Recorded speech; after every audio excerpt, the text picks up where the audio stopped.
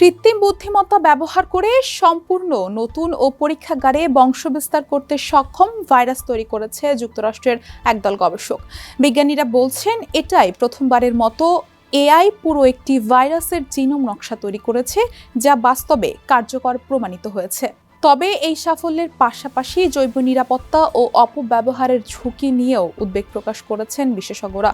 গবেষণার ফলাফল বৃহস্পতিবার বিজ্ঞান সাময়িকী সায়েন্সে প্রকাশিত হয়েছে। গবেষকরা জানান, এআই এর মাধ্যমে তৈরি করা 16টি নতুন ভাইরাস পরীক্ষাগারে সফলভাবে ব্যাকটেরিয়াকে সংক্রমিত ও ধ্বংস করতে সক্ষম হয়েছে। দেশের মানুষকে প্রতিদিন সুরক্ষিত রাখার প্রত্যয় নিয়ে সেফটি কেবল সহ এলো সেফ সিলিং ফ্যান। এগুলো মানুষের জন্য ক্ষতিকর নয়। এগুলো ব্যাকটেরিওফাজ বা সংক্ষেপে ফাজ, অর্থাৎ এমন ভাইরাস যা কেবল নির্দিষ্ট ধরনের ব্যাকটেরিয়াকে আক্রমণ করে। গবেষকরা ইভো-1 ও ইভো-2 নামে দুটি এআই মডেল ব্যবহার করেন। ভাষাভিত্তিক এআই যেমন পরবর্তী শব্দ অনুমান করে, তেমনি এই মডেলগুলো ভাইরাস, ব্যাকটেরিয়া, উদ্ভিদ ও মানুষের জিনগত তথ্য বিশ্লেষণ করে নতুন জিনগত বিন্যাস তৈরি করে। গবেষকদের মতে এই প্রযুক্তি ভবিষ্যতে অ্যান্টিবায়োটিক প্রতিরোধী ব্যাকটেরিয়ার বিরুদ্ধে নতুন ধরনের চিকিৎসা উদ্ভাবনে সহায়ক হতে পারে।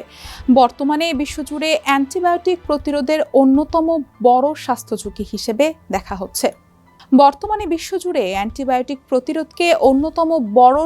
ঝুঁকি হিসেবে দেখা হচ্ছে।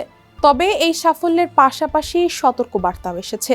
সায়েন্সে প্রকাশিত এক মন্তব্যে যুক্তরাষ্ট্রের Johns Hopkins center for health সিকিউরিটির গবেষক থমাস ইংলেসবি ও মরিটস হ্যাংকে বলেন, এই ধরনের প্রযুক্তি জৈব নিরাপত্তা ও জৈব সুরক্ষা নিয়ে জরুরি প্রশ্ন তুলছে। তারা বিশেষভাবে সতর্ক করে বলেন, মানুষের মধ্যে রোগ সৃষ্টি করতে পারে এমন নতুন ভাইরাস তৈরির গবেষণা করা উচিত নয়।